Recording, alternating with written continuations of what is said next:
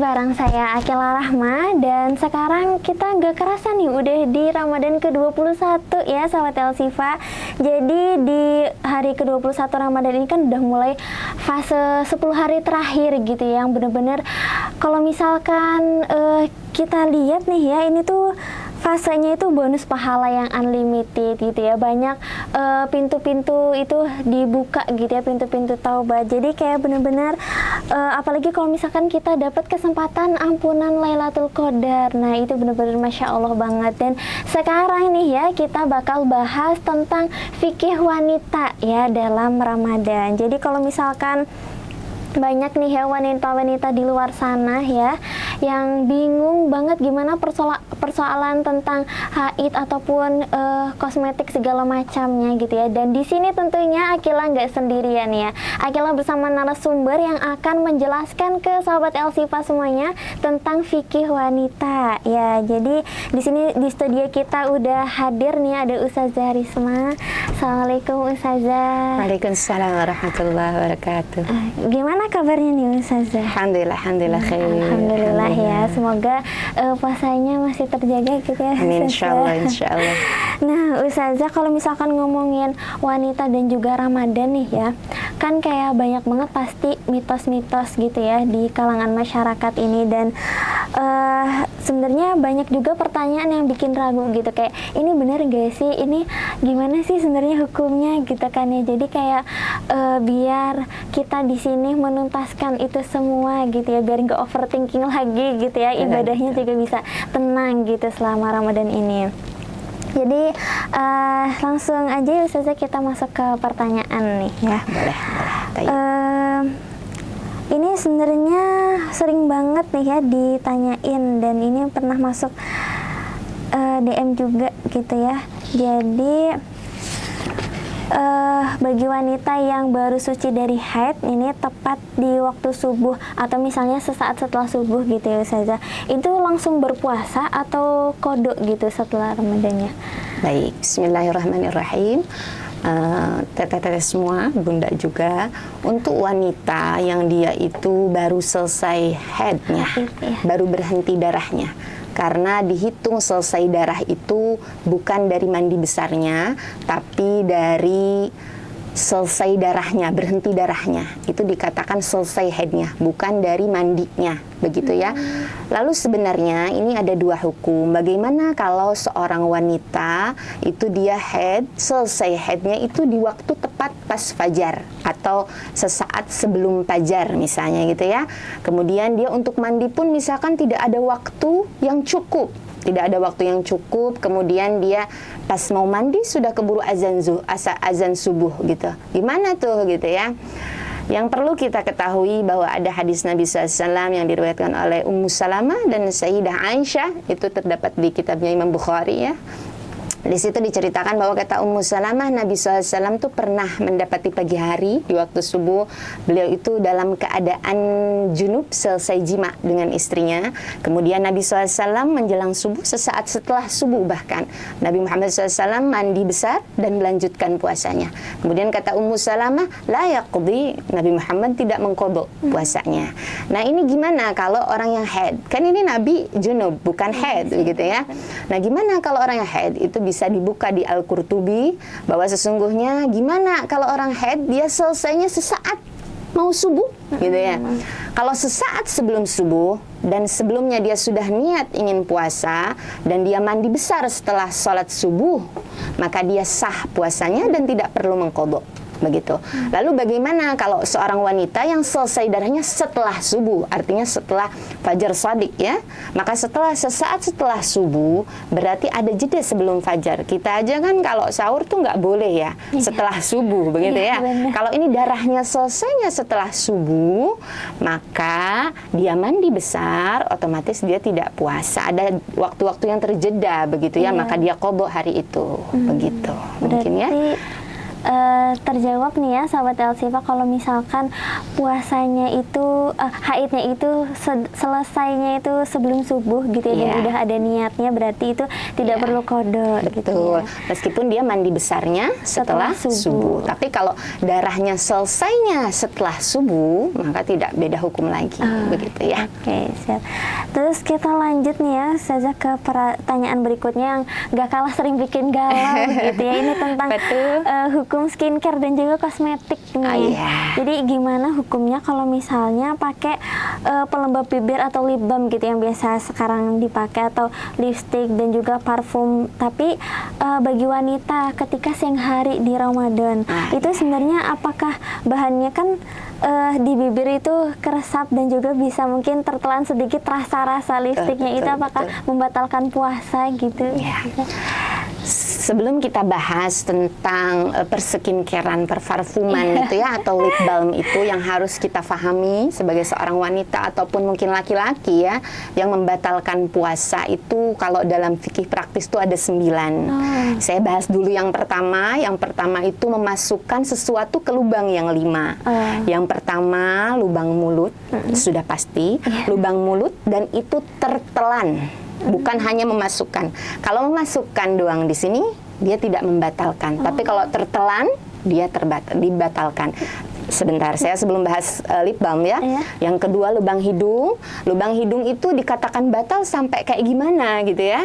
Sampai batas ketika kita masukkan air terasa panas. Nah, sampai situ gitu ya. Tapi kalau misalkan ada kebiasaan seseorang sering ngupil, maaf ya, sering ngupil begitu, itu tidak membatalkan puasa gitu ya.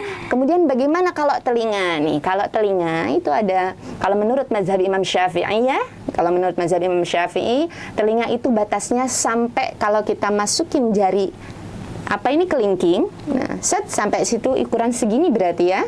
Nah dari situ nggak batal. Tapi kalau lebih dari ini, kalau kita masukin lebih, gitu ya. Artinya kalau menurut mazhab Imam Syafi'i, cotton bud itu membatalkan puasa. Tapi kita bisa memakai pendapatnya Imam Ghazali. Meskipun Imam Ghazali ini mazhabnya Imam Syafi'i, tapi beliau berpendapat juga bahwa untuk telinga menurut mazhab Imam Ghazali itu ditempelkan dengan hukum medis gitu ya, karena telinga ini nggak ada aliran yang ke tenggorokannya begitu ya, beda dengan mata nih gitu ya.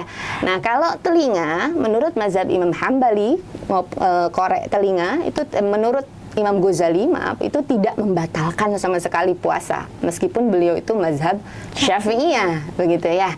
Begitu. Dan keempatnya lubang depan, kemudian lubang belakang. Nah, lubang kemaluan juga hati-hati ya, perempuan ketika puasa dia cebok asal banjur saja, apalagi pakai shower disemprot sampai airnya masuk ke lubang kemaluan, batal puasanya ya.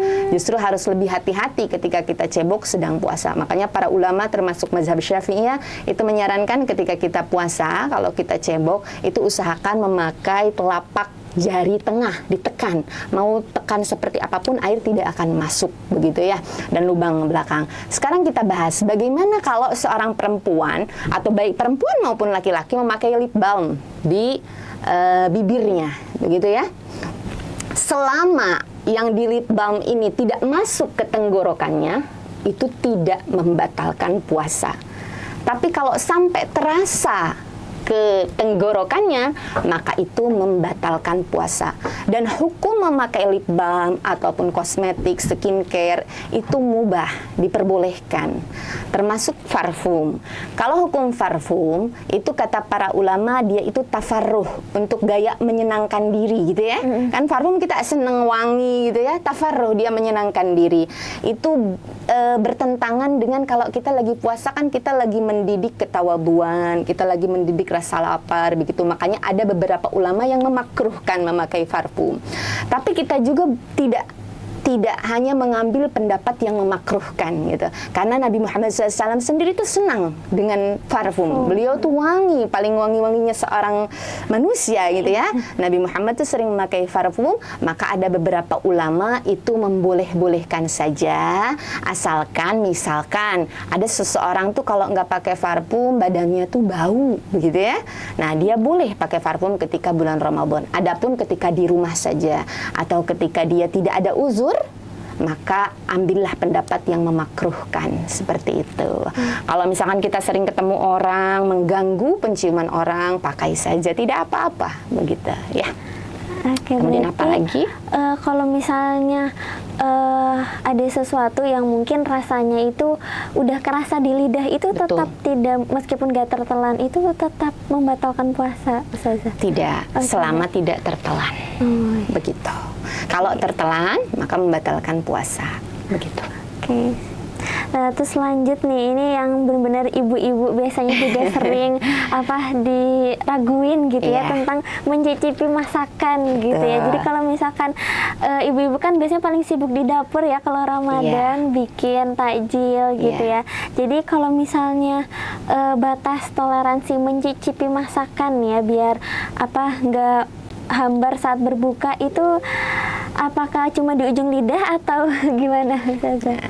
Tadi kan kita sudah bahas bahwa memasukkan sesuatu ke mulut selama tidak tertelan itu tidak membatalkan. Maka mencicipi makanan bagi juru masak, bagi ibu-ibu yang memasak untuk yang berbuka, begitu ya, maka dia diperbolehkan selama tidak tertelan. Artinya hanya nempel di lidah, yang kira-kira dia rasa oh sudah cukup, dia ludahkan kembali. Jadi tidak tercampur dengan ludahnya ketelan lagi gitu, tidak. Jadi dia dibuang kembali gitu setelah dia rasa-rasa oh sudah cukup asin dan manisnya misalnya. Nah, dia ludahkan kembali, tidak ditelan, begitu ya. Berarti nggak boleh misalnya belum kerasa dicoba lagi gitu. Tidak, gitu ya. Dan itu hanya diperbolehkan untuk juru masak, untuk ibu-ibu. Kalau kita misalkan tidak ada hajat tertentu, tiba-tiba kita lihat ibu kita habis masak, kita ke dapur karena mencicipi, boleh, saya mau mencicipi saja gitu. Tidak boleh. Itu hanya untuk juru masak, untuk ibu-ibu yang memasak, atau ada amanah yang dia memang harus memasak, seperti itu. Oke. Iya. Berarti kalau misalkan belum kerasa masakannya, itu boleh mencicipi lagi sampai kerasa. Iya, boleh, tapi dia Buang lagi. Oh. Berarti kalau begitu, kalau dia mencicipi lagi, kan dia sama saja, yang kedua pun tidak ditelan kan? Iya. Berarti setiap merasakan dibuang lagi. Iya, gitu. seperti itu. Oke. Terus lanjut nih ke amalan saat haid di 10 hari terakhir nih ya Ustazah. Jadi karena kan biasanya kalau misalkan lagi haid itu kayak ngerasa sedih, nggak dapet hari-hari terakhir di Ramadan gitu ya. Jadi kira-kira amalan apa aja nih yang paling utama yang bisa dilakuin wanita haid gitu, biar tetap dapet malam Lailatul Qadarnya gitu? Satu hal yang harus perempuan pahami, bahwa sesungguhnya menjalankan perintah Allah itu bukan hanya menjalankan kewajiban saja, menjalankan larangannya pun itu kita sedang taat kepada Allah Subhanahu wa taala. Itu yang harus kita pahami sebelum kita bahas apa saja amalannya. Jadi contoh misalkan ketika kita haid, Allah melarang kita untuk sholat, berarti kita sedang menjalankan perintah Allah. Sama seperti ketika kita tidak haid, kita sholat, kita sedang menjalankan juga perintah Allah. Maka ketika kita haid, kita meninggalkan sholat, karena kita mengikuti perintah Allah, kita juga dapat pahala. Begitu ya, itu yang harus kita pahami terlebih dahulu. Adapun apa saja sih amalan yang pengen kita dapat, kita meskipun haid kita juga pengen dapat malam Lailatul Qadar kan? Kita pengen dapat amalan-amalan seperti orang-orang yang dapat Lailatul Qadar gitu. Sedangkan kita haid, kita nggak bisa munajat kepada Allah, kita nggak bisa baca Al-Qur'anul Karim, kita nggak bisa sholat tarawih berrokaat-rokaat, kita nggak bisa tahajud misalnya, begitu ya. Satu hal yang harus kita pahami, bahwa sesungguhnya ibadah itu bukan hanya raga. Hati kita pun bisa beribadah kepada Allah Subhanahu wa taala. Makanya kata para ulama, orang yang haid itu tidak terhalang dengan Allah sama sekali. Nggak ada. Misalkan karena kita haid kita terhalang dengan Allah, nggak ada kan? Kita tetap sebenarnya masih bersama Allah Subhanahu wa taala. Jadi ketika waktu tahajud kita ikut bangun. Kemudian apa saja sih yang kita amalin gitu ya? Apakah boleh orang haid itu membaca Al-Qur'an? Kan biasanya Ramadan itu identik dengan banyak-banyaknya tilawah begitu ya. Itu bunda-bunda atau teteh-teteh di rumah itu bisa buka dalam Masyail Qur'aniyah. Itu diriwayatkan bahwa menurut madhab Imam Syafi'i, Imam Hambali, Imam Hanafi, memang seorang perempuan itu tidak boleh membaca Al-Quranul Karim ketika haid. Nah, menurut madhab Imam Maliki pun sama. Adapun bagaimana, kok ada yang membolehkan gitu? Menurut madhab Imam Maliki, itu boleh seorang perempuan, itu dia masih boleh ketika haid membaca Al-Quranul Karim. Pertama, untuk orang yang mengajarkan Al-Quran. Bayangkan kalau tidak boleh, itu muridnya libur 7 hari misalnya. Yang kedua, dan itu pun boleh terbata-bata, sepotong-sepotong, misalkan muridnya belajar a'udzu billah misalnya sampai situ, terus dia lanjutkan begitu. Yang kedua, menurut madhab Imam Maliki itu boleh seorang perempuan membaca Al-Quranul Karim ketika dia sedang belajar. Contoh, kalau di Ashifa ini kan ada ya LTIQ ya. Nah, di LTIQ itu kan terbatas waktunya, cuma 2 tahun. Bayangkan kalau kita tidak boleh setoran hafalan ketika haid, wah kita perlu berapa tahun gitu ya. Nah, makanya thalabul ilmi itu masih diperbolehkan. Yang ketiga, orang yang punya hafalan, hafid, dia tetap wajib mengulang hafalannya meskipun dia sedang haid. Begitu. Bahkan menurut pendapat ulama Azhari, ulama-ulama Al-Azhar, itu seorang perempuan meskipun dia haid, dia tetap harus mengulang hafalannya. Jadi amalan pertama, jika seorang perempuan itu adalah hafizah, penghafal Al-Quranul Karim, maka dia perbanyak murojaah kepada Allah Subhanahu wa Ta'ala. Selain murojaah, kalau saya bukan hafizah, saya akhirnya tidak bisa membaca Al-Quranul Karim, amalan apa saja sih yang bisa saya kejar gitu ya? Yang pertama, yang pasti memang di akhir-akhir bulan Ramadan ini kita kan pengen dapat ampunannya Allah Subhanahu wa Ta'ala. Sampai kata para ulama, kalau di akhir-akhir bulan Ramadan banyakin baca doa Allahumma innaka afun tuhibbul afwa fa'fu anni, itu ya. Kenapa pakai Allahumma innaka afuwun tuhibbul afwa fa'fu anni? Karena kalau afuwun itu beda dengan igfirli. Kalau igfirli, ya Allah ampuni saya, itu dosa kita masih ada di catatan amal kita. Tapi kalau afuwun, itu Allah ampuni dan Allah hapus. Jadi nggak ada, itu Allah hapus, seolah-olah kita tidak pernah melakukan dosa itu. Pertama tadi memperbanyak doa Allahumma innaka afuwun tuhibbul afwa fa'fu anni. Yang kedua, kita banyakin istighfar kepada Allah Subhanahu wa Ta'ala, ataupun doa sayyidul istighfar kepada Allah Subhanahu wa Ta'ala. Yang ketiga, selain kita istighfar, selain kita memperbanyak doa Allahumma innaka afuwun tuhibbul afwa fa'fu anni, banyakin bertasbih kepada Allah Subhanahu wa Ta'ala, karena kata Nabi, kalimatani khafifatani ilal lisan saqilatani fil mizan habibatani ilar rahman. Kata Nabi, ada 2 kalimat yang dia itu ringan banget di mulut, tapi dia itu berat banget di timbangan, dicintai oleh Allah yang Maha Rahman. Apa kalimat tadi? Subhanallah wa bihamdihi subhanallahil azim. Banyakin juga tasbih yang tadi. Kemudian juga saya dapat riwayat dari guru saya waktu itu, bahwa sesungguhnya Nabi itu punya istri namanya Sayyidah Juwairiyah. Sayyidah Juwairiyah ini kebiasaan beliau salah satunya adalah sering zikir dari habis subuh sampai menjelang zuhur.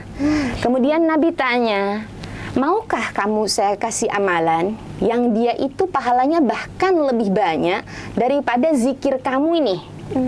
Ya gitu, mengalahkan zikir kamu ini. Kemudian Nabi mengajarkan kepada Sayyidah Juwairiyah, umi kita semua ya, selain Sayyidah Aisyah, selain Sayyidah Khadijah, kan ada Sayyidah Juwairiyah. Itu Nabi mengajarkan kepada kita, perbanyaklah di pagi hari membaca subhanallah wa bihamdihi subhanallahil azim subhanallahil azim gitu. Ya, banyakin itu sudah mengungguli pahala zikir dari kita habis subuh sampai menjelang zuhur. Subhanallah wa bihamdihi subhanallahil azim begitu ya.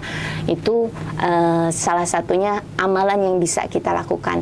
Yang keempat, selain kita bisa bertasbih kepada Allah Subhanahu wa Ta'ala, kita bisa bersolawat kepada Nabi Muhammad SAW, karena salawat itu adalah amalan yang tidak tertolak. Bahkan kata ulama Azhari, ulama-ulama Al-Azhar Mesir, kata ulama-ulama Al-Azhar, Syekh Al-Azhar itu, bahwa sesungguhnya amalan kita tuh diambang antara diterima dan tidak diterima begitu. Tapi kalau kita sholawat, insya Allah nanti amalan-amalan itu bisa dipertimbangkan oleh Allah. Ketika haji wada itu Sayyidah Aisyah ketika malam Arafahnya itu haid. beliau tuh haid, atau bahkan dalam satu riwayat di siang hari Arafahnya.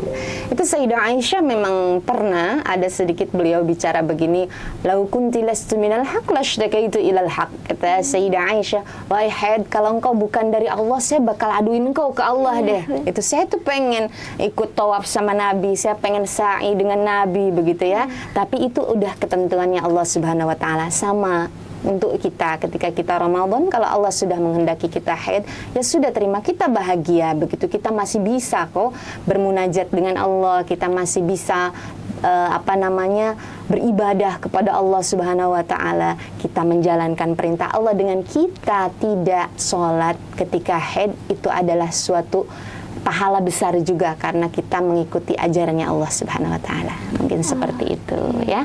Enggak usah risau ya. Kita punya Allah, segala perintah, segala larangan itu datangnya dari Allah Subhanahu wa taala.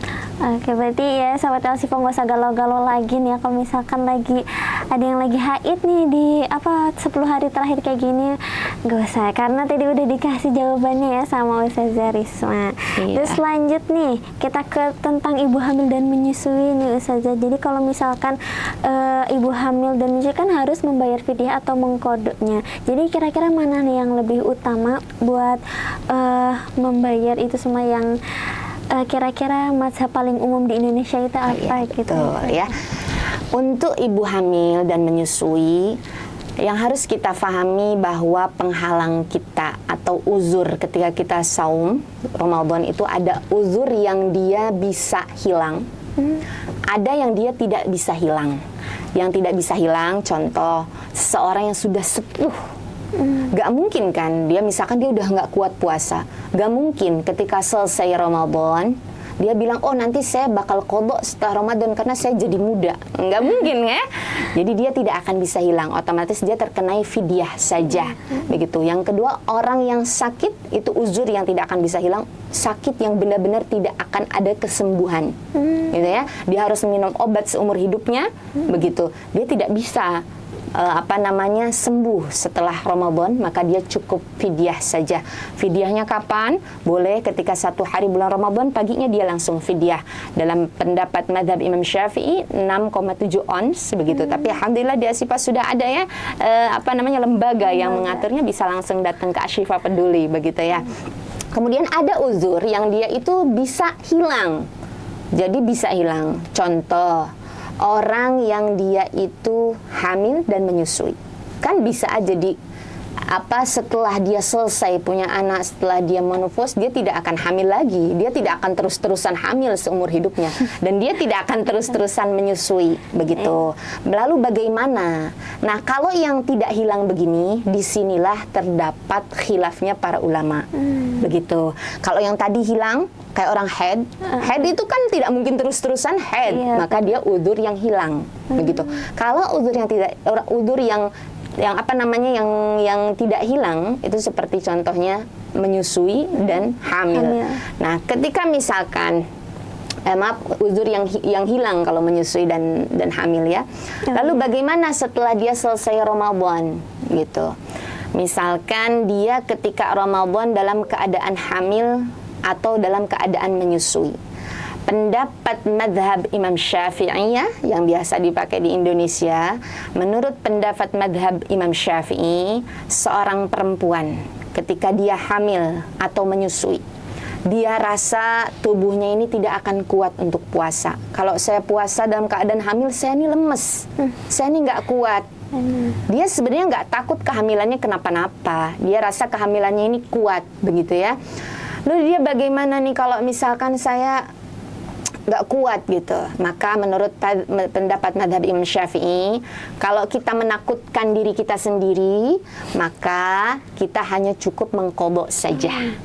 Tapi kalau kita menakutkan orang lain, artinya janin ataupun bayi yang ada dalam diri kita, maka kita harus qadha dan fidyah. Begitu seperti orang yang terlewat tahun.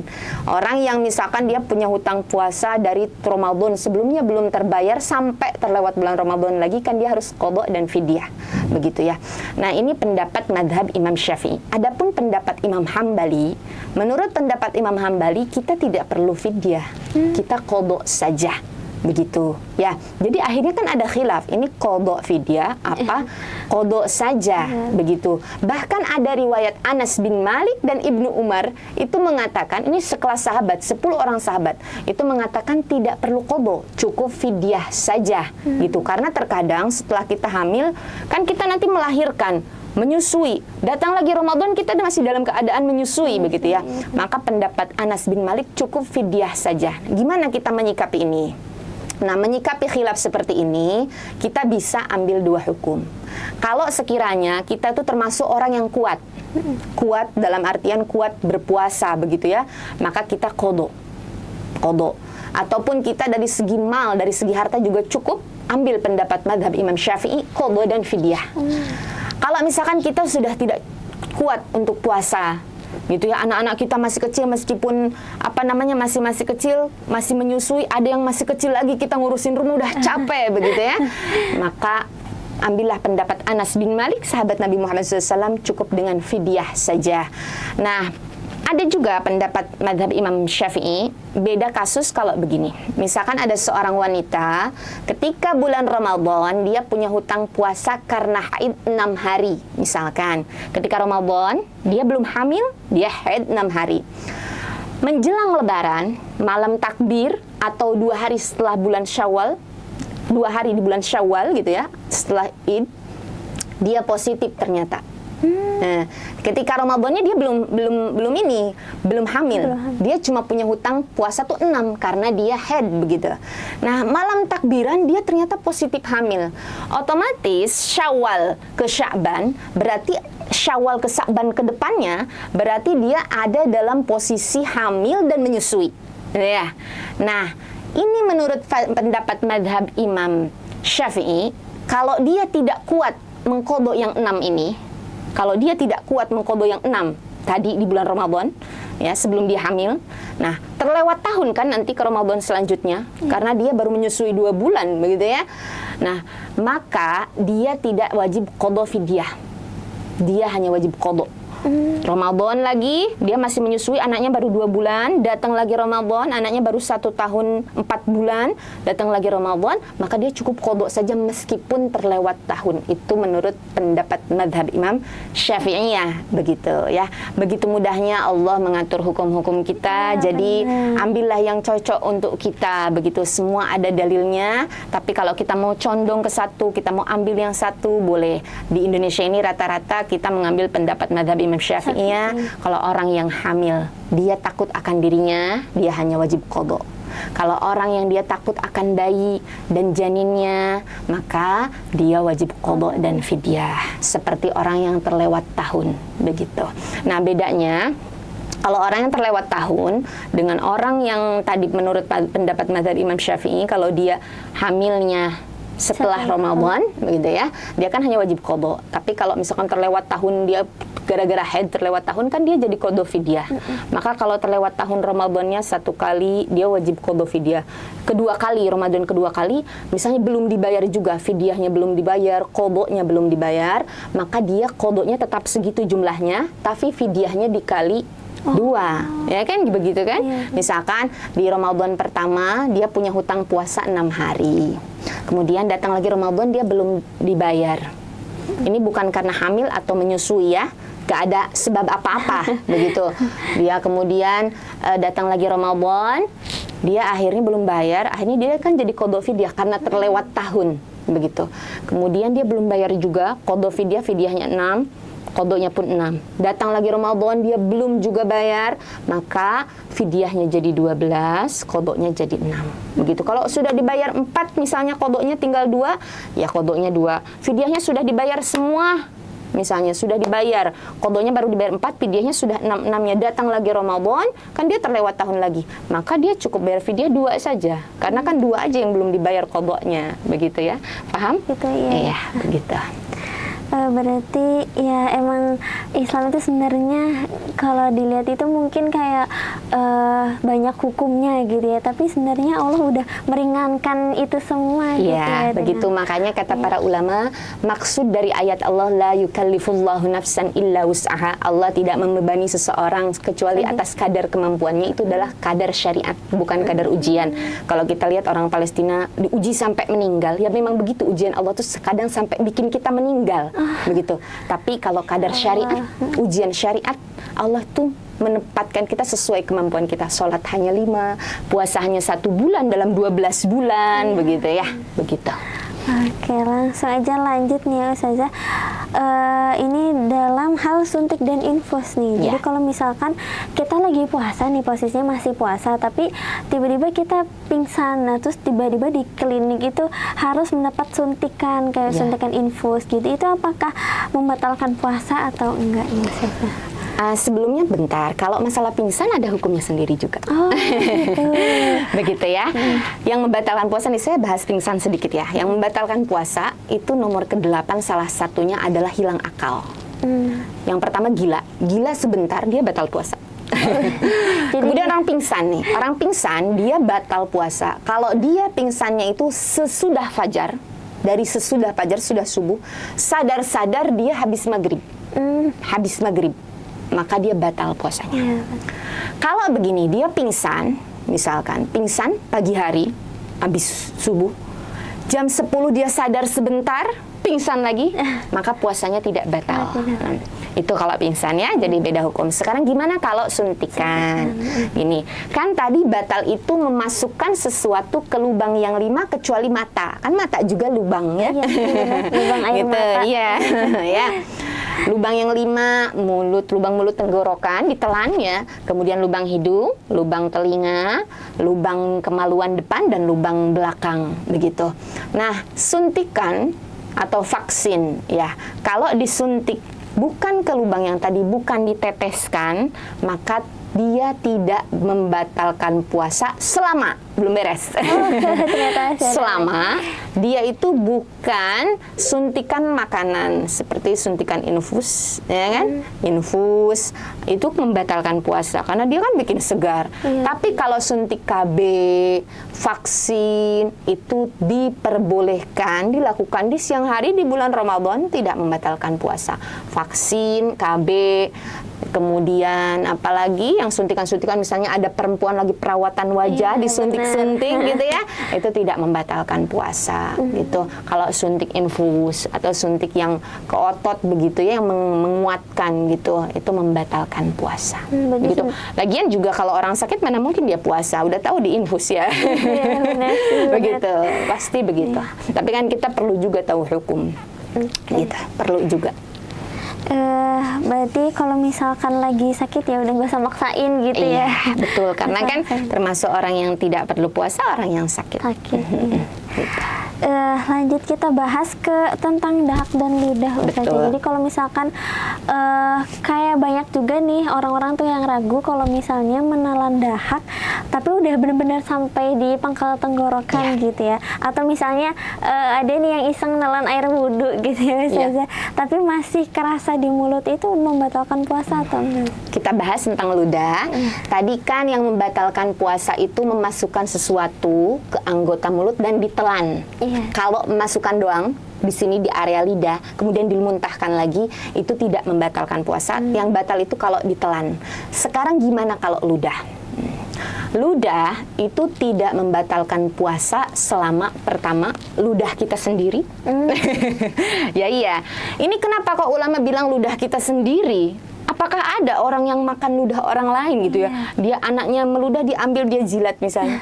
Tidak. Ini untuk hukum seperti apa? Inilah keharmonisan rumah tangga ya. Kalau nanti Mbak sudah menikah, misalkan ada seorang suami dan istri, maaf, misalkan berciuman hanya terkena bibir dengan bibir, itu tidak membatalkan puasa. Lalu bagaimana jika memainkan lidah? Artinya ada ludah suaminya bercampur dengan ludah istrinya. Nah, dulu saya mikir, kenapa kok ulama bilang ludah kita sendiri? Kalau ludah kita sendiri tidak membatalkan, emang ada orang yang makan ludah orang lain gitu ya? Ternyata begitu. Kalau ada suami istri berciuman, kemudian bercampur ludah antara istri dengan suami, maka tertelan, batal puasanya. Yang kedua, ludah tidak batal itu kalau ataupun dahak selama ludah itu belum keluar dari rongga mulut. Kalau sudah keluar, kita keluarkan, kita ambil lagi, kita minum, batal. Tapi kalau masih di anggota mulut, itu tidak membatalkan puasa. Begitu. Dan gimana kalau misalkan berwudu? Kalau kita berwudu masih ada sisa-sisa air wudu yang tertelan terasa dingin, begitu ya. Bahkan kumur-kumur itu kan hukumnya sunnah. Ketika kita puasa pun kita masih disunahkan untuk berkumur ketika wudu. Nah, beda hukumnya kalau kita bukan lagi berwudu. Misalkan kita lagi bukan berwudu, kita kumur-kumur aja sengaja. Beda hukum kalau kita lagi kecelakaan. Misalkan kita lagi kumur-kumur, kaget ada halilintar, bluk, ketelen. Kita bukan lagi berwudu, lagi main-main aja, gitu. Ada halilintar, kita kaget, ketelen, batal puasanya. Tapi kalau kita lagi wudu, kumur-kumur, ada halilintar, kita kaget, ketelen, itu rezeki, ya, itu tidak membatalkan puasa. Dan bagaimana kalau ada air sedikit yang tercampur dengan ludah kita tertelan, terasa dingin, itu kata para ulama dima'fu. Gitu ya, karena kita sedang melakukan kesunahan wudu. Kesunahan wudu, kita sedang berkumur, kemudian kita buang secara sempurna. Adapun nanti ada terasa dingin dari bagian-bagian air yang kita rasa ke tenggorokan, itu dimaafkan. Asalkan kita memang lagi berwudu, bukan lagi main-main air. Begitu ya. Sama halnya seperti orang yang muntah di bulan puasa, kalau kita tidak sengaja itu tidak membatalkan wudu. Gitu ya, tidak membatalkan puasa, maaf ya, tidak membatalkan puasa selama ketika kita selesai muntah, kita langsung kumur-kumur, kita buang lagi, langsung lanjutkan puasa. Muntah yang membatalkan puasa, muntah yang disengaja. Misalkan kita masukin apa ke tenggorokan, muntah begitu, atau kita udah tahu kita misalkan tidak kuat mencium satu bau sampai kita muntah, kita sengaja cium, kita muntah, nah itu batal. Kalau tidak sengaja, kita sedang mudik kemudian kita muntah, ya lanjutkan saja puasa, kumur-kumur buang. Kenapa kita perlu kumur-kumur? Karena muntah itu kalau keluar kan najis, sama seperti keluar dari lubang kemaluan. Bedanya yang kalau air pipis keluar dari lubang kemaluan, kalau ini dari mulut. Dia juga tetap najis seperti itu ya. Jadi menelan ludah, dahak selama masih di area mulut, masih di tenggorokan, sah-sah saja dan tidak membatalkan puasa. Tapi kalau sudah keluar dari anggota mulut, dia membatalkan puasa meskipun ludah kita sendiri. Begitu. Berarti kalau misalkan kita buang ludah di pas Ramadan itu batal puasanya? Buang ludah? Tidak. Oh, enggak batal. Maksud saya itu batal kalau kita buang ludah, kita makan lagi. Gitu ya. Jadi buang ludah tidak batal. Ya boleh-boleh saja. Begitu maksud saya tuh, kalau kita makan ludah kita sendiri yang sudah kita buang, kita telan lagi. Itu batal gitu ya. Selama ludahnya masih di area mulut, tidak masalah. Oke. Gitu. Berarti ya, tapi juga kayaknya nggak ada yang mau buang mau makan betul, lagi gitu ya. Itu ada hukum untuk suami istri. Gitu ya.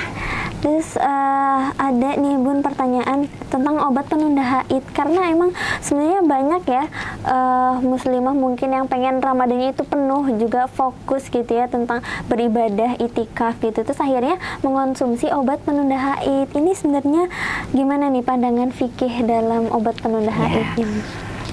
Kalau obat penunda haid, kita juga tahu bahwa Nabi Muhammad SAW itu pernah bersabda, haid ini hadza syai'un kataballahu ala banati Adam. Ini perkara yang Allah cuma netepin ke anak-anak perempuannya anak Adam. Cuma perempuan doang deh yang kena ini, gitu ya. Cuma perempuan aja. Gimana kalau perempuan tuh dia kekeh, pengen puasanya full sampai dia minum obat haid gitu ya.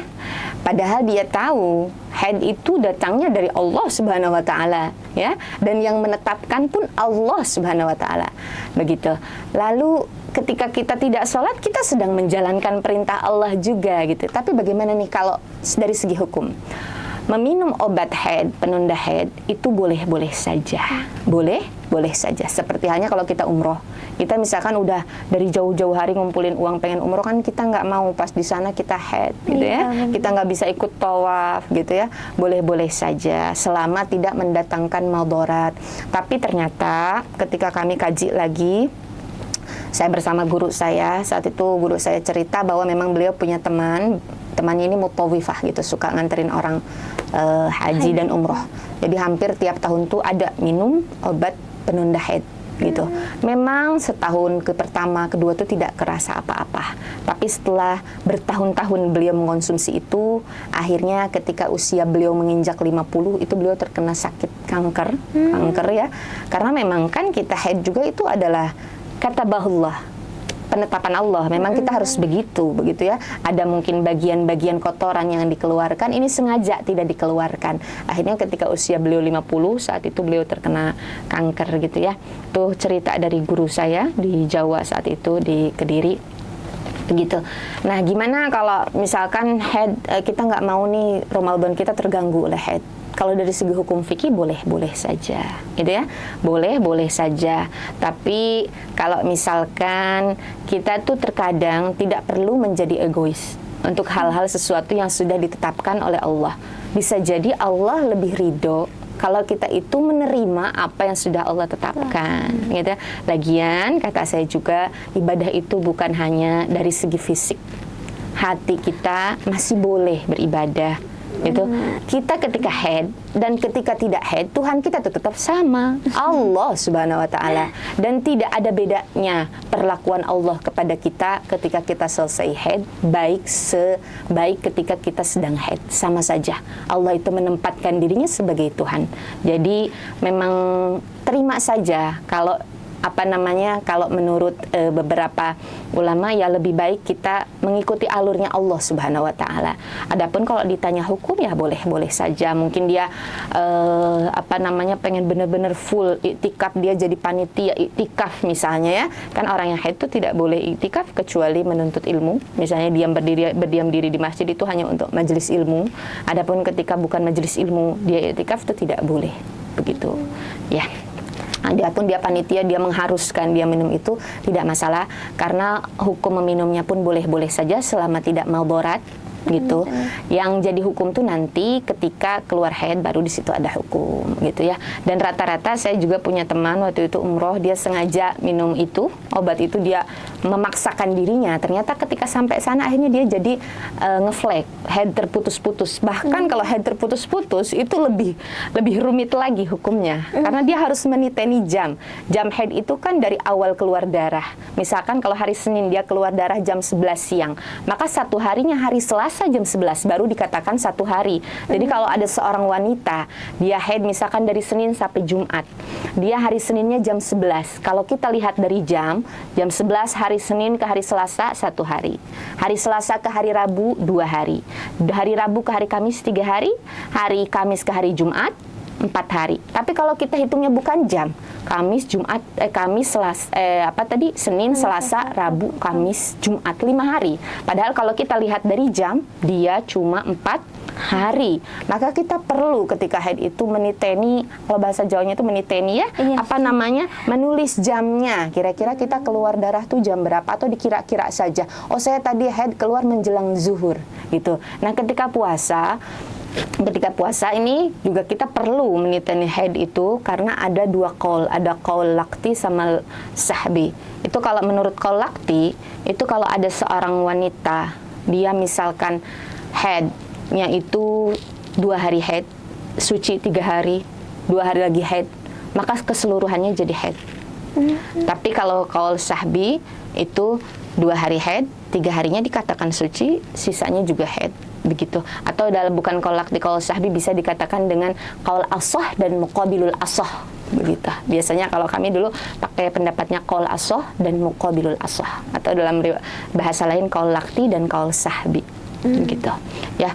Jadi amalan Allah itu sama saja, kita mengikuti perintahnya, kita sedang menjalankan perintah Allah.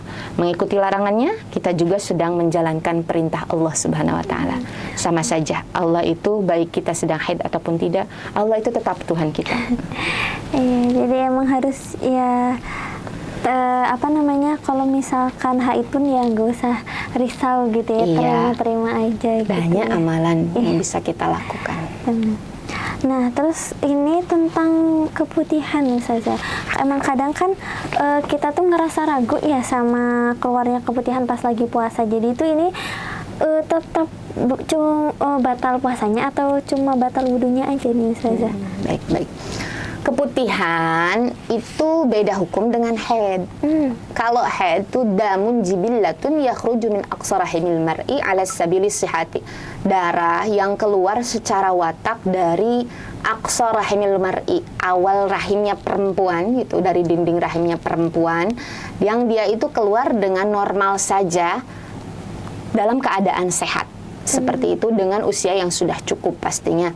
Nah, kalau keputihan itu kan darah itu melarang kita untuk puasa, begitu, melarang kita untuk sholat gitu ya. Tapi kalau keputihan dia itu tidak ada kaitannya dengan larangan puasa. Kita masih boleh-boleh saja puasa ya. Jadi keputihan itu hanya membatalkan wudu, bukan membatalkan puasa. Dan orang yang keputihan itu, kalau keputihannya terus-menerus, artinya daimul hadas, dia dihukumi seperti kalau kita ngambil sholatnya ketika kita wudunya, kayak kita lagi istihadah. Jadi orang yang keputihan terus-menerus, dia itu wudunya harus sesudah masuk waktu sholat. Jadi dia nggak bisa, misalkan zuhur jam 12 pas, dia tuh orang yang sering keputihannya bahkan luar biasa gitu ya. Dia ambil wudhu dari jam 11 karena dia pengen nunggu waktu sholat gitu ya. Ternyata ada jarak dari jam 11 ke jam 12 tuh 1 jam kan. Otomatis kalau dia sering keluar keputihan, dia ada jarak yang kemungkinan keputihan itu akan keluar lagi gitu. Makanya orang yang keputihan itu dianjurkan dia mengambil wudhu setelah masuk waktu sholat. Dan dia tidak boleh menunggu apa-apa kecuali untuk sholat. Misalkan dia selesai wudhu ya langsung sholat, kecuali dia menunggu jamaah. Dan 1 kali wudhu untuk 1 kali sholat. Kalau dia terus menerus keputihannya, ya dia rasa dia habis sholat pun keluar lagi gitu. Tapi kalau untuk nanti ketika dia misalkan terus menerus begitu kan dia tersiksa kalau harus terus wudhu. Nah, dia ketika satu wudhu untuk 1 kali sholat fardu. Kalau untuk sholat sunnah mau berapa ratus rakaat pun boleh saja dengan 1 kali wudhu. Begitu. Beda hukum antara keputihan dengan keringat kemaluan. Kita harus tahu bahwa tidak semua yang keluar dari kita tuh keputihan. Ada keringat kemaluan, beda. Kalau keputihan itu kalau kita keruk pakai kuku kita tuh ada bekasnya. Nah, itu baru keputihan.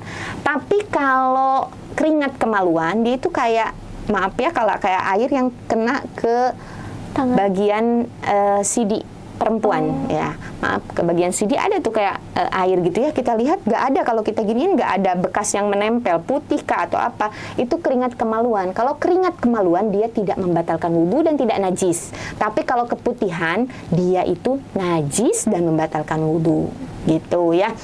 Dan beda antara keputihan dengan cairan kuning kuning keruh ketika haid. Misalkan ada seorang perempuan dia sudah mandi besar, tiba-tiba 2 hari kemudian keluar lagi tuh kuning. Ya, benar. Nah, itu gimana ya? Gitu. Itu sering terjadi. Nih, saya tuh bersyukur banget ada pendapatnya syekh-syekh ulama Azhari yang sekarang fikih-fikih kontemporer. Itu menurut ulama Azhari, kalau kita misalkan keluar cairan kuning itu ketika masa-masa haid, ketika kita lagi haid, ada cairan kuning atau menjelang haid itu ada cairan kuning, besoknya kita langsung darah merah, langsung darah coklat begitu ya. Nah, itu maka dia dikatakan haid. Tapi kalau cairan kuning ini keluar di luar hari-hari haid, misalkan kita sudah mandi besar dan kita juga sudah ditandai mandi besar itu dengan cairan bening. Kan rata-rata perempuan tuh kalau mau suci salah satunya ketika sudah keluar cairan bening, kan? Ya. Kalau kita sudah keluar cairan bening, kemudian kita mandi besar, kemudian selesai kita mandi besar, 2 hari kemudian atau mungkin 1 hari kemudian keluar lagi cairan kuning, maka itu dihukumi seperti keputihan, najis saja. Tidak perlu kita mandi lagi. Tapi kalau cairan kuning ini adanya di hari-hari haid, maka dia haid begitu ya. Gimana kalau misalkan ada keluar cairan kuning dilanjutkan dengan merah, yaitu haid. Kalau ada lanjutannya merah, coklat misalnya gitu, ya itu haid, nggak perlu ragu. Dan itu pun kalau 24 jam. Syarat haid itu harus 24 jam. Nantilah kita bahas haid ya. Panjang kalau kita bahas haid. Banyak penjelasannya. Iya, gitu betul.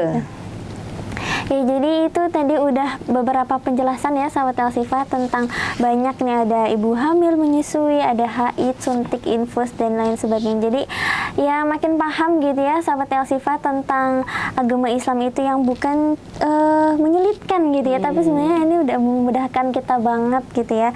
Udah nggak perlu overthinking lagi gitu ya tentang tadi hukum-hukum yang buat kita ragu gitu ya. Jadi jangan kemana-mana dulu ya sahabat Elsifa, tetap bersama kami. Nanti kita lanjut di segmen kedua yang santai tapi juga makin tetap banyak ilmu ya. Dengan ditambah air zam-zam serta bacaan Al-Quran, ayat-ayat ruqyah dan doa, Al-Kautsar Water memenuhi asupanmu setiap hari dengan banyak keberkahan dan kebaikan. Penuhi asupan cairan tubuhmu sepanjang hari dengan Al-Kautsar Water.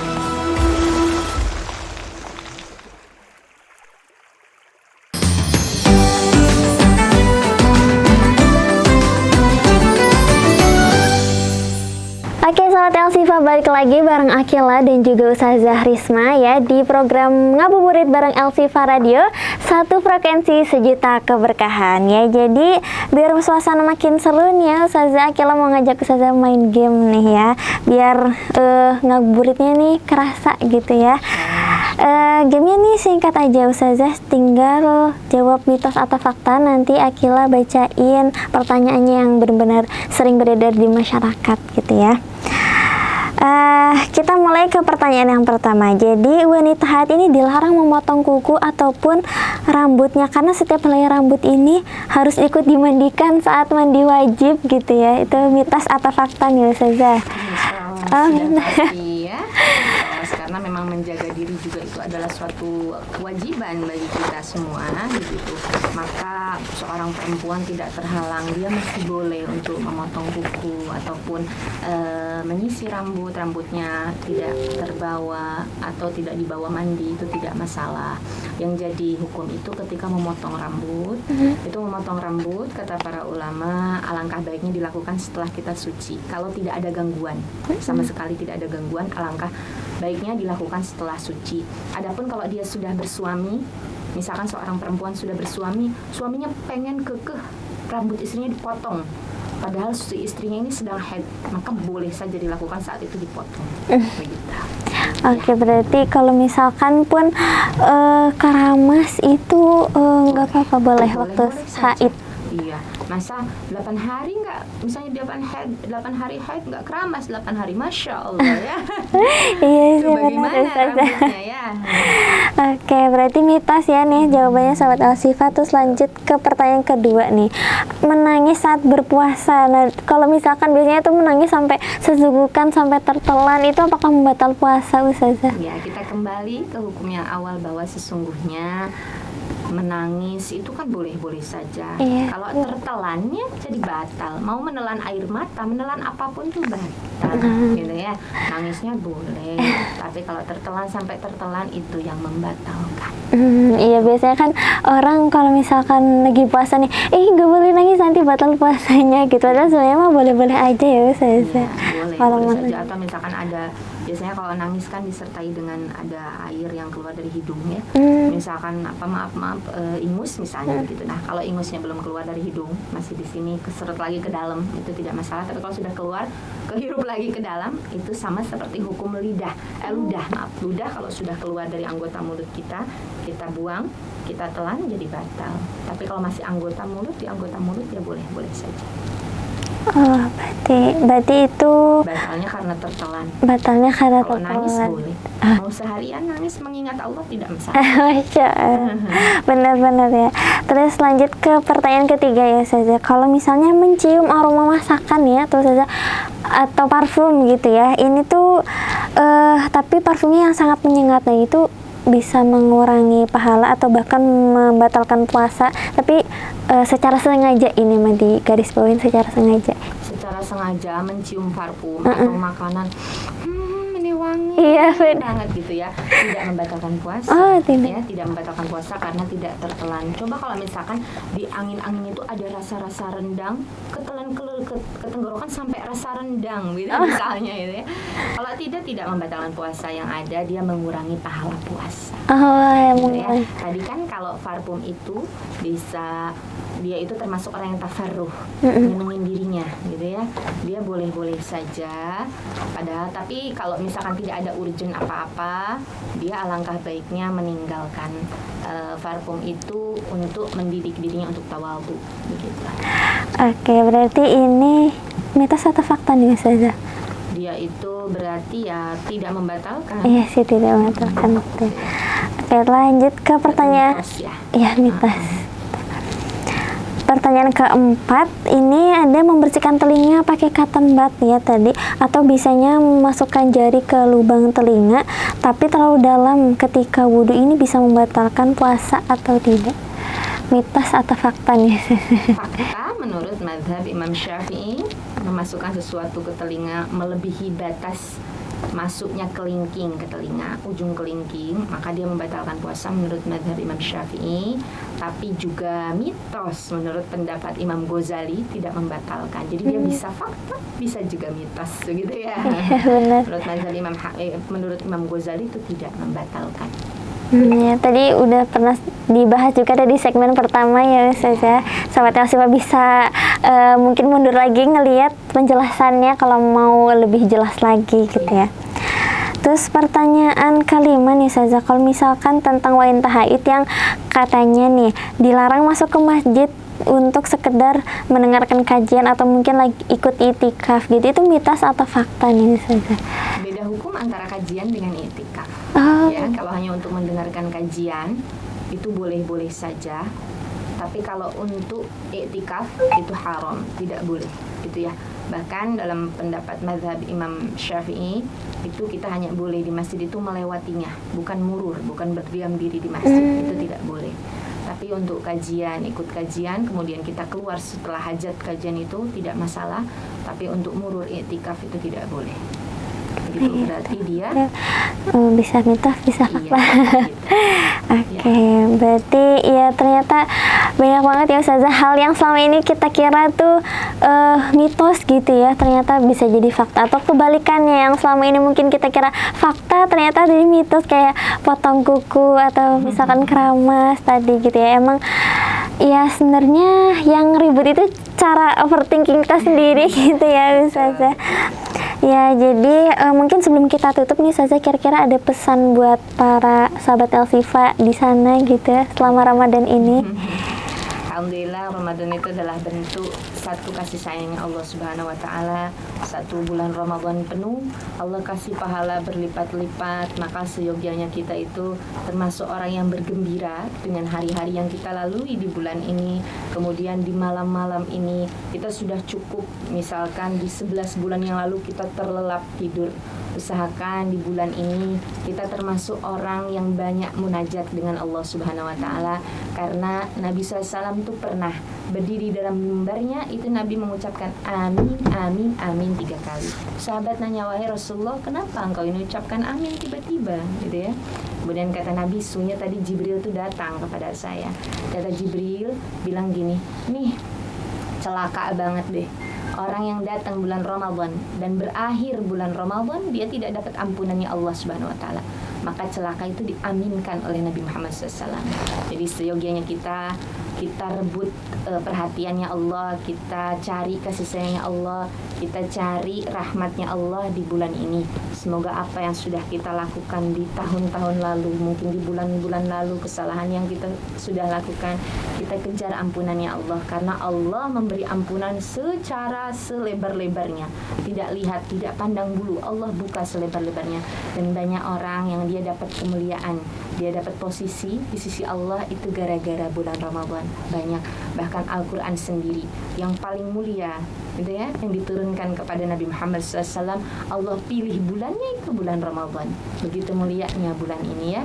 Maka usahakan diri kita untuk terus bisa memaksakan diri kita bersama Allah Subhanahu wa taala mengikuti jejaknya Nabi Muhammad SAW sampai kaki beliau ini bengkak mungkin ya, begitu. Tapi untuk ibu-ibu yang haid, perempuan yang haid tak perlu sedih. Mengikuti ajaran Allah melarang kita sholat, itu pun adalah suatu pahala buat kita karena kita mengikuti ajarannya Allah Subhanahu wa taala. Mudah-mudahan ya kita termasuk umat Nabi Muhammad yang nyenengin Nabi Muhammad di bulan Ramadan ini. Mudah-mudahan kita termasuk orang yang ngikutin Nabi Muhammad, termasuk orang yang penuh beribadahnya kepada Allah Subhanahu wa taala.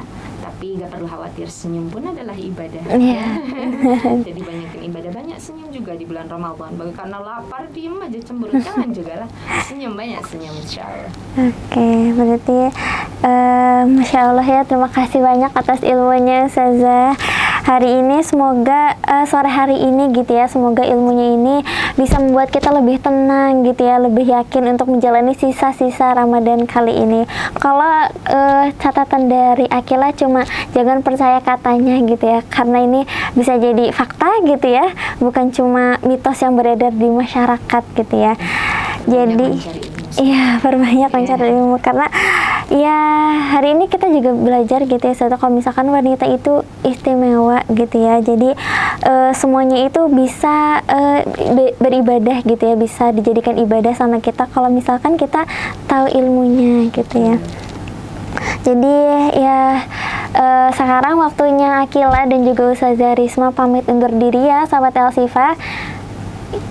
Jadi jangan kemana-mana, masih tetap nonton terus ya segmen di program Ngabuburit bareng Elsifa Radio, satu frekuensi sejuta keberkahan.